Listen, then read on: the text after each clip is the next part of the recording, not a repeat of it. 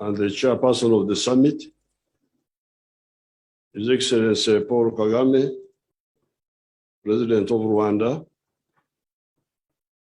member of the summit, His Excellency Antoine Tshisekedi Chirombo, President of DRC, and now new member.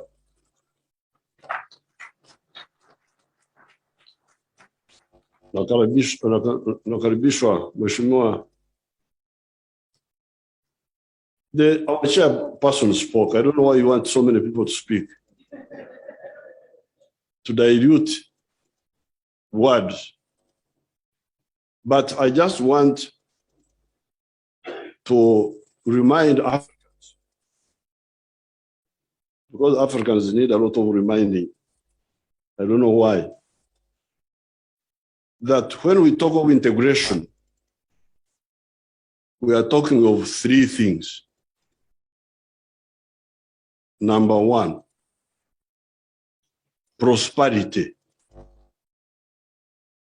It's not about leaders and ministers and council, because you spend a lot of time on those.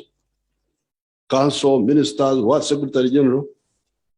This is about families. Families of Africans. That's what we are talking about. The question is, if I am a businessman or a businesswoman and I produce a good or a service, how many people will buy from me? That's the issue. In order for my family, forget about ministers, presidents, what? The families.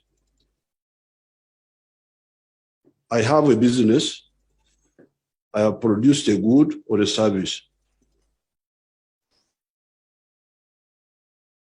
The good thing in Africa is that people are asleep. When you are asleep, it is also good because you don't know what you are missing. Now, Ugandans were asleep for a long time. And that's why they were busy with the tribes, with the religion, divided. When our group came and woke them up, they have started producing a little bit.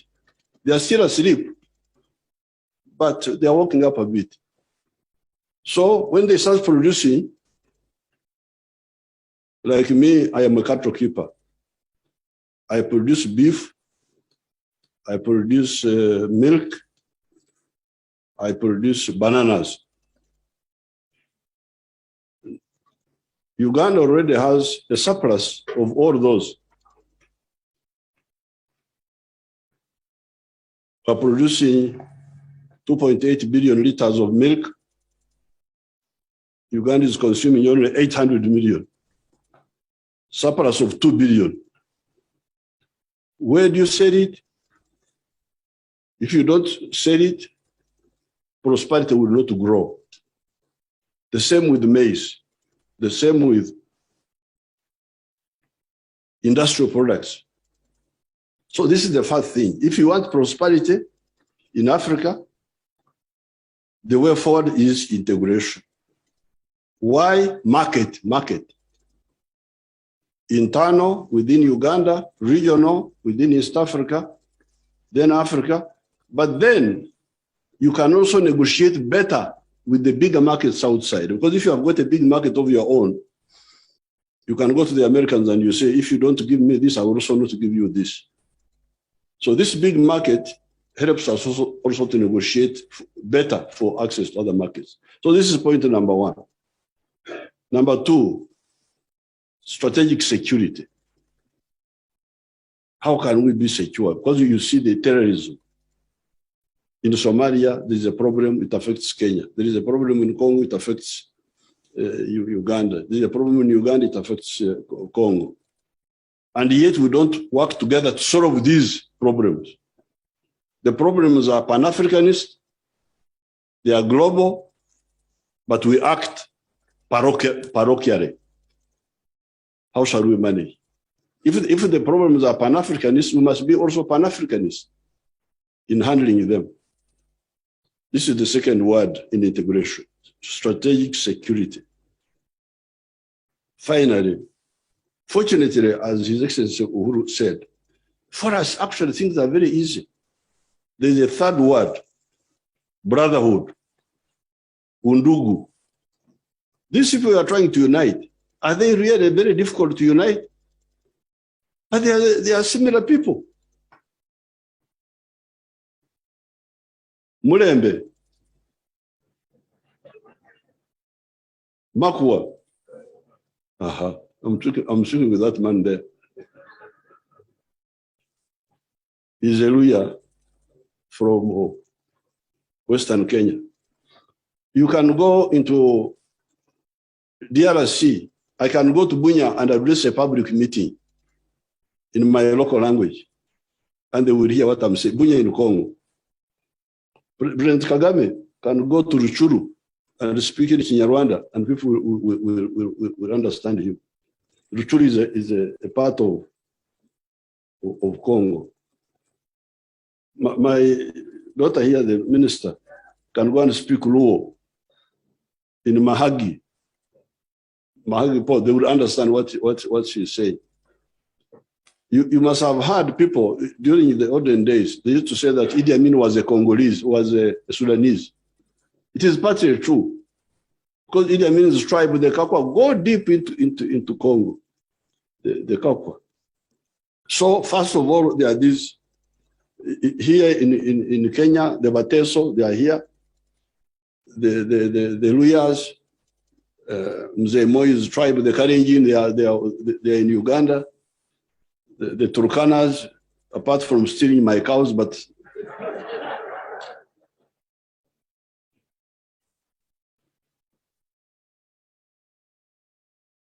so these are all linked people. But above all, we have, as His Excellency Kenyatta was saying, we have what Europe does not have, a common language, Swahili. Why don't we use this social infrastructure, historical infrastructure, to work for the other two targets, prosperity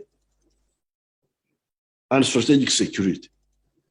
And then you happen to be lucky to also have the social historical infrastructure of culture, and above all, a common language. In Europe, you saw what the problem they had about what language do you use, English, German, French. They're a bit stuck. That's why they cannot move as fast. But here, we don't have that problem. I want to help His Excellency Kenyatta. The quotation he made here, he missed out something. This was the debate in 1963 about the East African Federation in the Parliament of Uganda. There was a man called Abu Mayanja who had a speech problem, speaking with lisping. The people who say fa instead of s. Oburimi, we call it in our language. If you don't have it in Swahili, I'll give you the Neno Labara. Oburimi. This man was speaking Oburimi, Abu Mayanja. So he was criticizing Obote because we were moving on the East African Federation. Then Obote started developing called FIT. So Abu Mayanja said in his speech, some people, he was speaking like that. Some people want to remain big fishes in small ponds. That's what, it is a big fish in a small pond. But he said it in that funny manner. I thank you very much.